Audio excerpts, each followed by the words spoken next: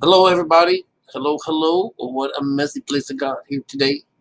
I'm going right into business. I'm not sure where we really left off. I mean, I can go back and look, and it seems like around 10 or 11 in the book Revelations. And I'm well. Let's just. I've got plenty to talk about. Let's look for. And this, of course, is King James Bible, the version, and oh yeah, we may have or may not. It just seems really familiar to me. But what you get here is the Revelations 2. Revelations 2 is this guy. He was given something that was like a rod. And he stood, arise and measure the temple of God and the altar, and them that worship therein. The court which is without the temple leave out, and measure it not. For this is given unto the Gentiles, and the holy city shall be tread under 40, is that 44 and 2 months. So, no, wait a minute, 44. It says, the holy city shall they tread underfoot 40 and 2 months. So they have to do their works before you deal with those guys, the Gentiles. The Gentiles are talking. Remember, the first part of this story has been representing the right side or the left side of the brain. And now they're introducing the other side. They said, oh, well, get up and read like unto a rod. He says, and there was given me a reed like unto a rod. And the angel stood, saying, rise and measure the temple of God and the altar and them that worship therein. All right, so I believe we've already done this. If not, I have read it so many different times. But let's see.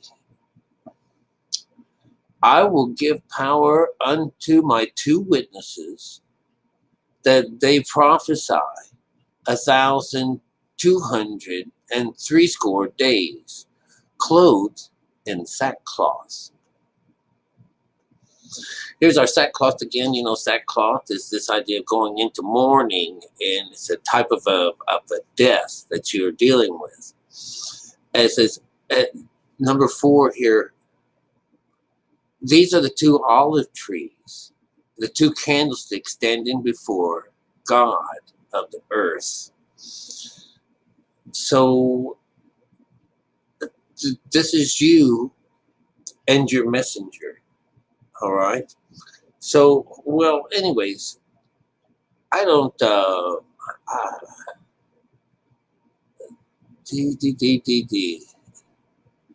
these 2 olive trees. So these are olive trees. They have the power to shut heaven and rain not in the days of their prophecy, and have power over waters to turn them into blood, and smite the earth with all plagues as often as they see fit. They're talking about us in our mode of slumber, that but when you feel like smiting it, when you feel like it's time to end, this is the end of times for you, then you're given the power to do that too. So let's go on over to the next one. I just am, Revelations 12. This is the biggie. This is the one that most people recognize. And not only recognize part of it, they recognize the part that scares them and makes them think that the world is going to end, and they can see the sign up in heaven. And, well, 12 is about the joining together of father and mother and this little baby.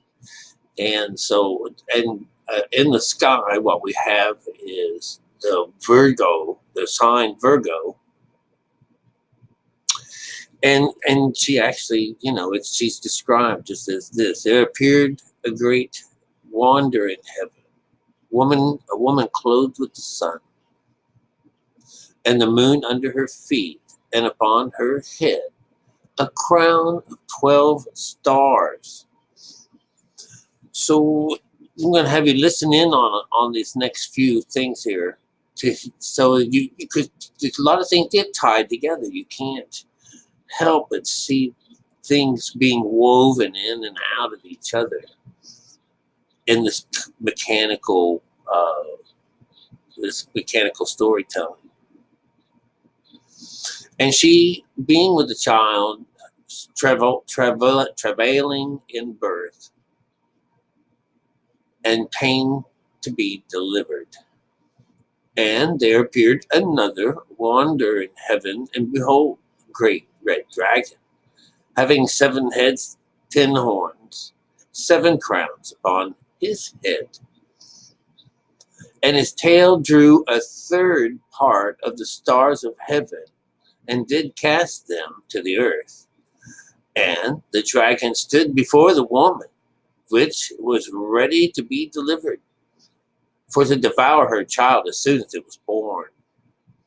And she brought forth a man child, and who was to rule all nations with a rod of iron. And her child was caught up into God and to his throne. All right, so this is number 5. So the body is representing the 5. This is the sacrifice. This is the man-child. This is the person who is coming in the air, in the clouds. When they talk about a son of man coming into the clouds. Up here a little further, a third of the stars being thrown to earth, or brought down to earth.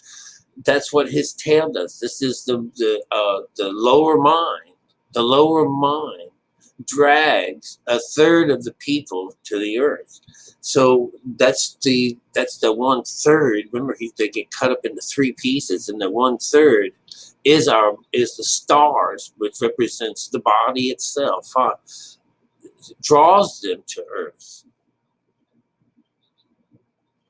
The woman flees into the wilderness, where she has a place prepared by God.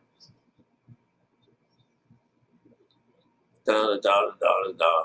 There was a war in heaven between Michael and this angel, angel and this devil called Satan.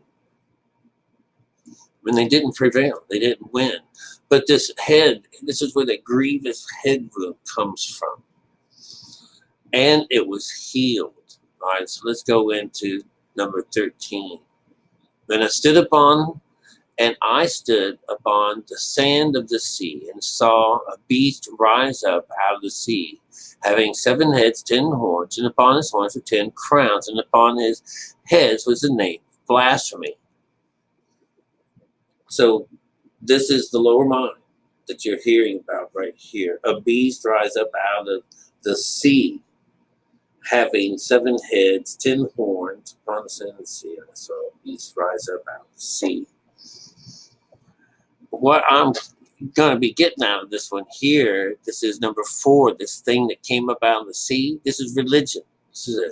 And the beast which I saw was likened to a leopard, and his feet were the feet of a bear, and his mouth was the mouth of a lion.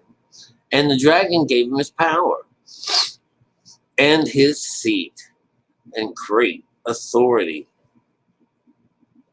So the emotions are given this power to your emotions are what give this lower side of us its power.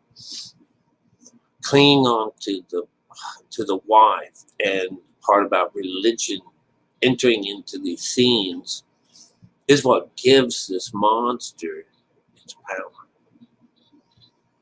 And I saw in the heads that was a wounded to death, and his deadly wound was healed. And they worshipped the dragon, which gave power unto the beast. So they are worshiping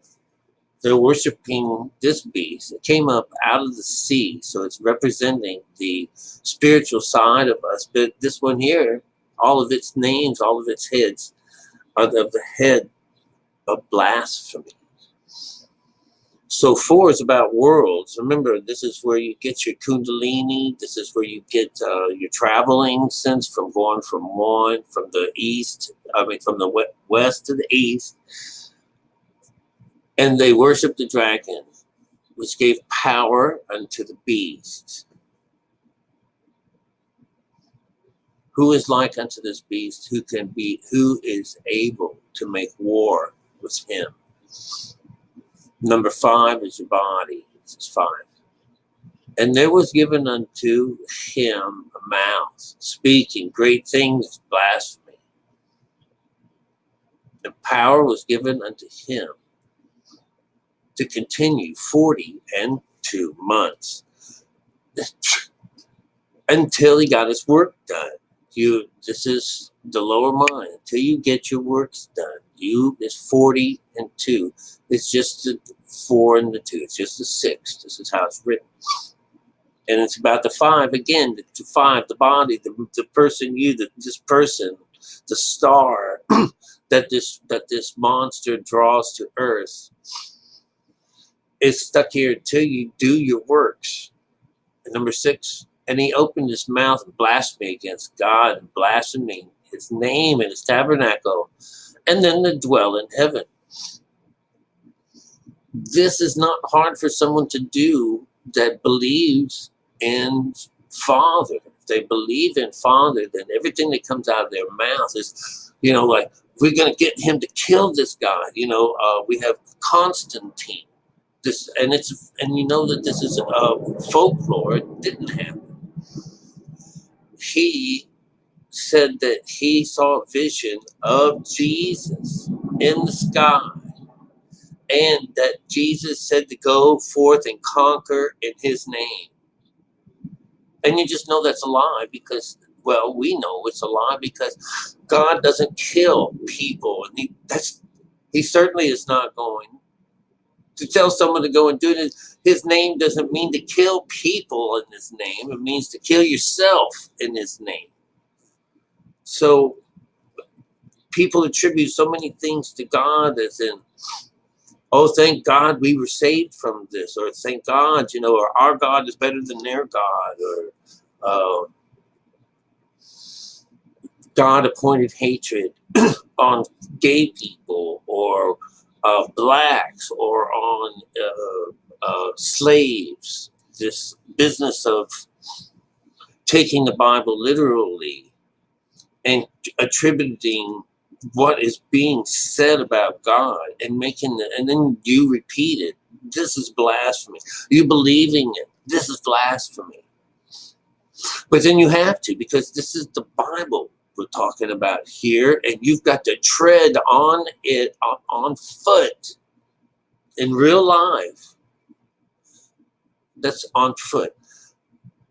Remember, because you got to take your shoes off because you're not allowed to walk on holy grounds and stuff. Well, anyways, the idea is still there that you have to do your works first before you can come over to the other side. Your feet have to trod these gospels and all these things, become your snare during your time of the vow that you've taken, as you become this Nazareth, this Nazarene. And it was given to him to make war with the saints and to overcome them. And all that dwell upon the earth, and all that worship him, and all the names not written in the book of life, and the Lamb slain from the foundations of the world. 9, if any man have an ear, let him hear. If you guys hear this. Number 10, which is the beginning of it all. He that leadeth into captivity shall go unto captivity. The slavery. That's another word for slavery. Being captive. I've used that word a lot whenever I get in a car with someone and just they're awful drivers. I just sort of sit still, or I'm captive, I'm here till the end. And he exercises all power of the first beast before him. and causes the earth and them to dwell on therein to worship the first beast, whose deadly wound was healed. And he doeth great wonders, make his fire come down from heaven and onto the earth and in the sight of men, and deceiveth them that dwell on the earth by the means of those miracles which he had power to do in the sight of the beast, saying to them that dwell on the earth that they should make an image to the beast, which had the wound by the sword and did live. And he had power to give life unto the image of the beast, and the image of the beast should thus both speak and cause that as many as would worship the image of the beast should be killed. And he causes all, both small and great, rich and poor, free and bond, to receive a mark in their right hand and foreheads, and that no man might buy nor sell, which is this idea that you can't go left and right. You're stuck until this. Wait, let me finish it all up. It says you have to. Here is wisdom. Let him that hath understanding count the number of the beast, for this is the number of a man.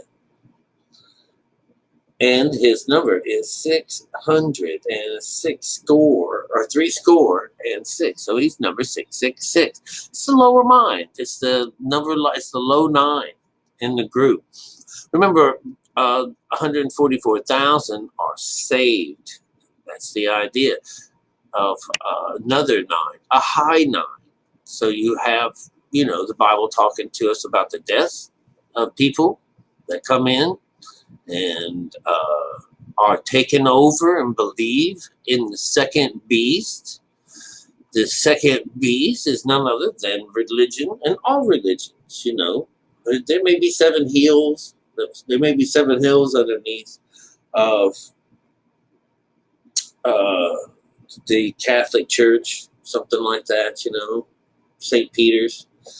It doesn't mean shit, because you're still pushing, you're still trying to fit a square peg into a round hole, and it just isn't going to work like that. All right. And so when I looked in, this is number 14, represents body. And remember the body, the 5. The 5 is you. You're the sacrifice. You're this devil. You're this number. You're this guy. You're the person in this Bible. So here we have Revelations 14. And I looked, and lo, a lamb stood on Mount Sinai. Remember, you have feet of lambs, bronze even. And with him 144,000. Look, I just finished talking about that. Having his father's names written in their foreheads. And I heard a voice from heaven. And this voice of many waters, great thunder. And I heard the voice of harpers harping their harps. So the harpers and the harpies, this is the 4. This is the idea of, everybody being lined up into one group.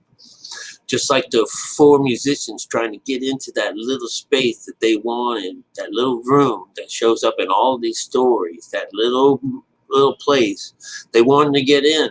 So what they do is all 3 get together. They did it, and I think it was and they was inside that building in no time at all. And this is the harpers harping. They're trying to get in. So anyways, when this happens, it was a great thunder. All right. When this time happens, there's a great thunder on earth. It just rocks, just shakes the lower mind, because, it's about to be reborn and change. And they that were not defiled by the woman, for they are the virgins, they are they which follow the Lamb, wheresoever he goes. This were redeemed from among men, being the first fruits unto God and unto the Lamb. not defiled by the woman, not defiled by the beast that we were just talking about. She is this woman. She is a woman, not the crazy. She's the bitch on the back of the first beast, which is the lower mind. So, and who gives them the power to do that? But and she's actually representing your heart. She's representing the emotions. This is where you get your power from. You want to get God in here so bad, you know.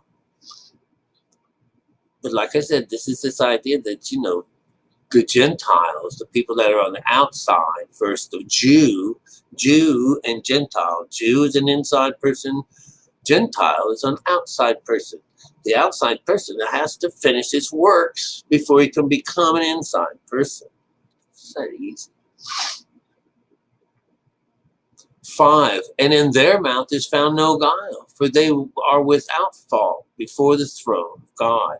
I know a lot of people are going to swallow real big on that one, thinking about me not having no fault.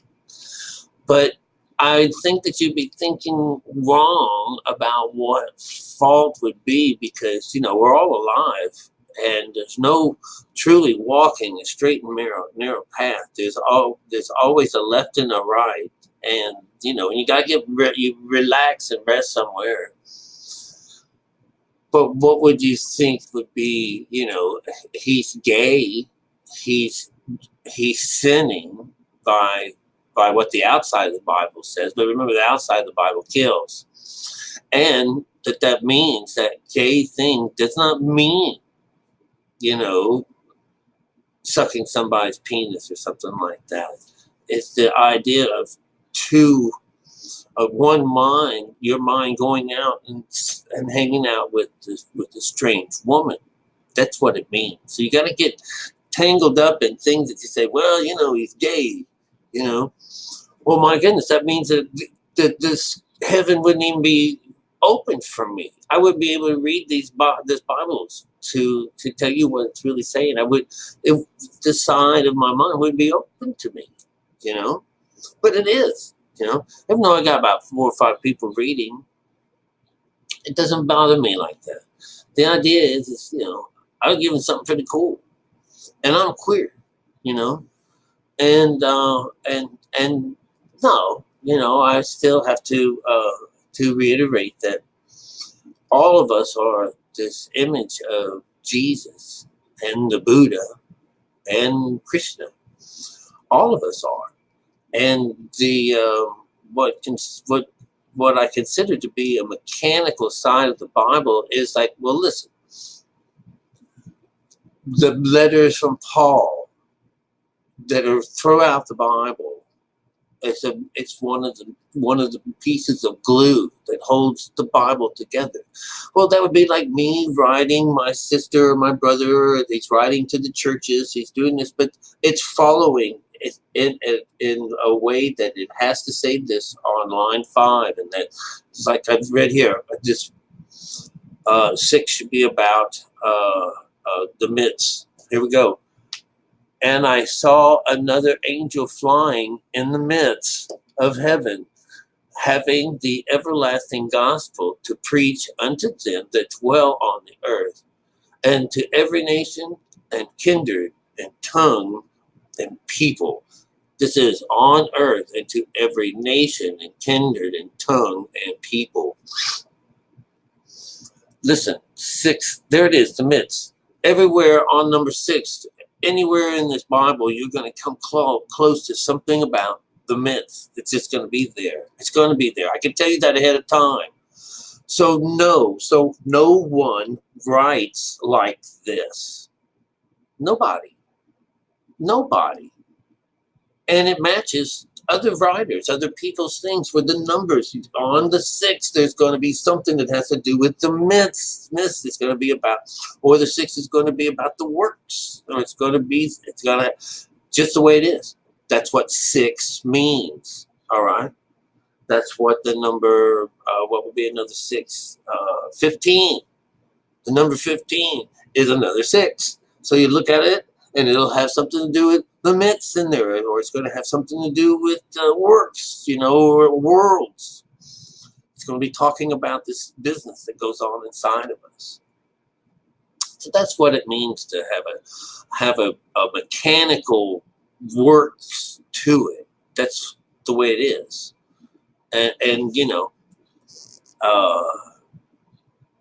if you don't understand that, you know, and you still think that people just write naturally in a coded sequence and stuff like that, well, you know, you haven't read anything I've ever written before, you know. It's fun.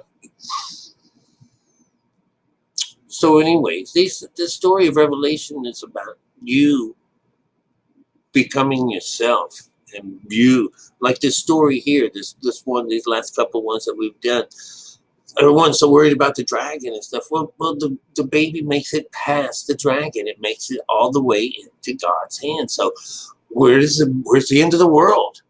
You know, where's the end? Where does it say that? It doesn't say that. So it's just ridiculous for people to get caught up in this crap, you know. But it's the works. This is how you learn to fear. That's what everybody's throwing. Oh my God! Oh my God! You know. But in reality, losing, you know, dying, it's the best thing for you. Dooby. I don't want to fill any more of this in. This is, and I looked, beholding a white cloud, and upon a cloud one sat like the Son of Man. Remember, the woman just gave birth to a man, right? Having on his head a golden crown, and in his hand a sharp sickle. Now, this is this idea that, all right, what's he going to do? Another angel came out of the temple crying with a loud voice to him that sat on the cloud, thrust thy sickle in reap. The time is come to reap, and the harvest of the earth is ripe. All right, well, he's going to what? He's going to pull out spirit. He's going to pull out some juicy, grapey things, right?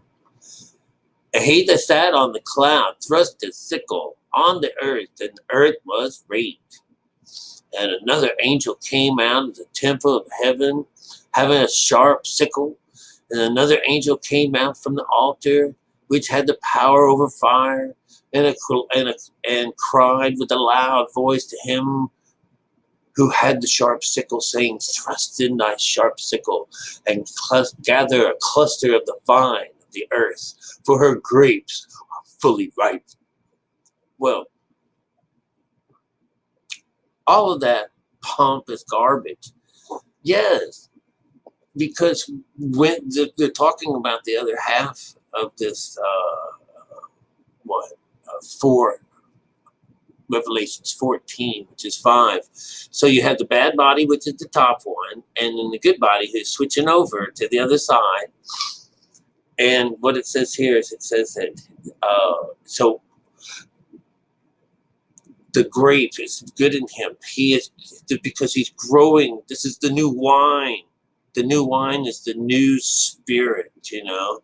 So you become this, now thrust it in now, because the other side is dead, because it's really killing off the bad side of us and bringing to life the spiritual side. So you're going to be loaded with grapes. You're going to be loaded with grapes. It's just that time. And the angel thrust his sickle into the earth and gathered the vine of the earth, and cast it into the great wine press of the wrath of God. And of course, you know, then the wine press was trodden without the city, and blood came out of the wine press. And unto the horse bridles, it came, the blood raised all the way up to the bridle, right? To your bridle. By the space of 1,600 furlongs. So what do we get? That's about 7. All right. So when the water rose in the Noah story, it got to about 7. All of these things are getting up to about 7. That's where the whole idea that, you know, it's coming all the way up to here, which is, you know, past this 6 point back up here to about 7. That's about it. That's what it means. And the wine press is the idea that,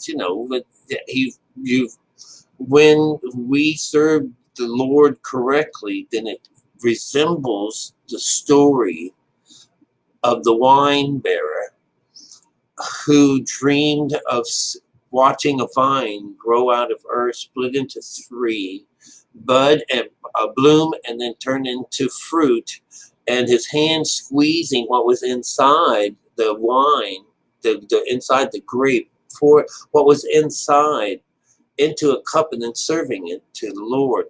This is the natural way of doing something versus the idea of reading the top and making it up as you go, which is the baker side of things. So what we'll get here, what's the next one? It's going to be Revelations 6:15.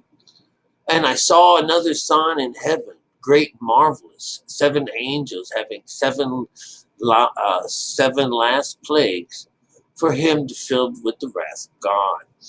All right, well, I'm not going to get into this one. All right, we'll come back to this. But this is number 6. It's going to talk about the works. That's all it's going to be about. That's what I mean about it being mechanical. We're not going to be getting away from this idea. Let's see if there's a midst on the 6th. And 7 angels came out of the temple, having 7 plagues clothed. Well, it doesn't, but the idea that this is the 6 is them. The 7 angels came out of the temple, having the 7 plagues, clothed in pure white linen, and having their breasts girdled with the golden girdles. And one of the 4 beasts gave unto the 7 angels 7 gold vials, full of wrath of God, and who liveth forever and ever. And number 8, and the temple was filled with smoke from the glory of God, from his power, and was unable to see, and no man was unable to enter into the temple till the 7 plagues of the 7 angels were fulfilled. Well, that's only 8. So this is the 1, 2, 3, 4, 5, 6, 7, 8. This is showing you our number system just so beautifully. All right. Well, I'm going to let you go for now, and I'll try to come back a little bit later. So I want to tell you, it's this idea of the world. It's not so hard. I was enjoying the. See how I do this. How do I do this? There I go. Shit. Can you see that? This is the Hopi prophecy business. All right. And what you get out of this, I'm backwards. It's 1, 2, 3, 4. There is a line drawn about here. I'm dyslexic. I should be able to do this, right? But this is the Hopi prophecy rock. And I listened again to it yesterday. About 4 different stories were showing up from 4 different people. And different stories means they're missing something. It still is talking about the end times, which is what raises an eyebrow when I listen to things. Anything that I hear that says it's an end of time story, it's really about the end of your life story when you finally make it over to this other side. And again, here's the mechanical side of the number 4 showing you, and it's actually the spiritual side, but it's about number 4. And what it is you have there's this 3 that represent, there's this 3 that represent the west, the north, the south. And then there's a line here, there's a line right there, right? That's the division line on a double-minded person. That's right down here. That the two Boink, boink. Those are two minds. It's actually two earths, all right? So what you get out of this, oh, I just can't stand to go back to do this in my mind. This is the sixth. This is this idea that the sixth chakra is a cutoff point for going any higher. Oh, which is damn, which is this guy here, the last guy that has a head and a down delta sign etched right beside it. That's a one-minded person, and that little down delta is the idea of spirit. The combination of this one has got the spirit in him, whereas these other one, they were calling the other three as having two minds. But if you want to get over to the other side, this is making one mind out of your two minds. And the ladder at the end here that looks like you have to go upwards is mountains. You go to the east is always towards the mountain. All these stories, the east is towards mountains. It's a higher place that you're going for. And how you know this is down here at the very bottom. This is a guy with a feather in his hat too. And if you notice up at the delta up here, the delta has got himself a feather in his hat. So anyways, we have this guy down here, kind of in like a kneeling pose, but he's got a bow. He's got a bow and arrow in his hand, and he's holding on to a reed. All right, and this is supposed to be something along the lines of a covenant. This is a covenant that God has with you. That this is how you can learn and gain in wisdom and knowledge by going inside yourself. Going inside, and you've got to get you got to get all these four in line. But anyways, this becomes the next day. They were talking about one of these becoming like the gourd of ashes. So the gourd of ashes would show up on the 7th. So this would be, you were taking the number system would bring you into everlasting life, in the older life. And this is he's holding on to maybe some kind of a cane. I wouldn't really recognize what the business is, but he has still got his bow, and this little thing here is new growth. That's what that is supposed to be there. So anyways, this is working with the Hopi prophecy and chopping off of the religious part out of it, because they existed for forever and eons before they ever caught up with those religious people, and then they were polluted from that point on. And you just recognize that that's what religion does. It's meant to take, if they could find anything of their religion, they're going to chop it all up, kill it all. So they don't want to show that they're, wow, they have the four in there too. If you read their, I have a wonderful little book I have done unpack it from, but it's talking legends of Indians and the Hopis and all these different things. They're wonderful stories, and they got the code in them. You can hear them. It's just great, and they're oral. These are stories that actually did come down by oral tradition, and you can hear where they mess it up. Oh yeah, well, how do you know you mess them up? Well, because I got an ear for it, and you can hear these stories. You can hear them. You hear them, just like that. So, hey, Grandma, why don't you go and check out Siddhartha? Listen to it. It's like an over 3.5 hour story, but you can get a video or an audio of it, instead of just plain out reading it. But keeping track the number system as it goes on, it's a wonderful story. It's wonderful how it fits everything just so beautifully. All of these cool little stories that I show have the number system in them.